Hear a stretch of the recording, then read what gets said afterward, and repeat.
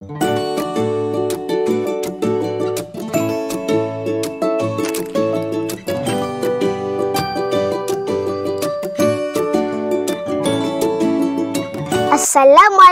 dan salam sejahtera. Nama saya Ikram Habib bin Muhammad Faiz. Saya Zahra Edina binti Muhammad Faiz. Kami The Faiz. Kami akan kongsikan projek inovasi kami yang bernama Bloom-Mat dan Veggie Buddy.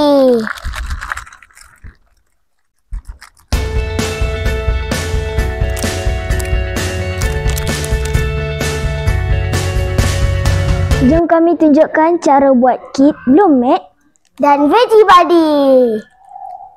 Jom. Jom.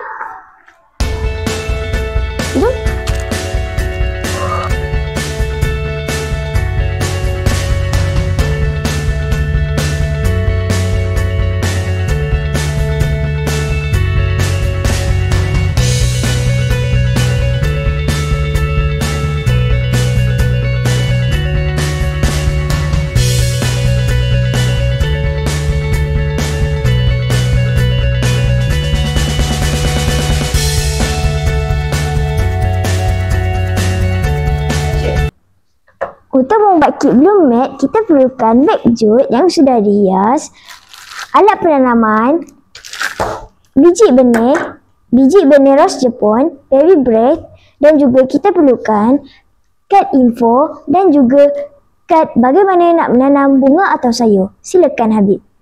Untuk kit Veggie Buddy pula, kita perlukan beg jut dan alat penanaman, dan kita perlukan biji benih kailan, terung dan bendi. Dan kita perlukan kad info, dan last kita perlukan cara untuk menanam biji benih.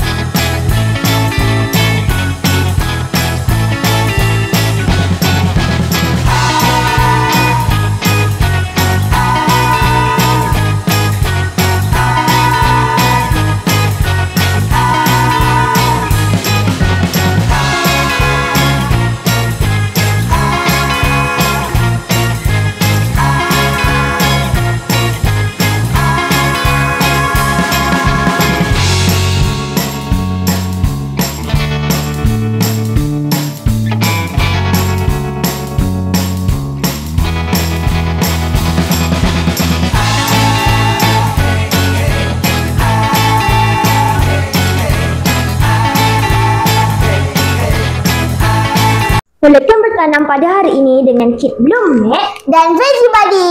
Bye!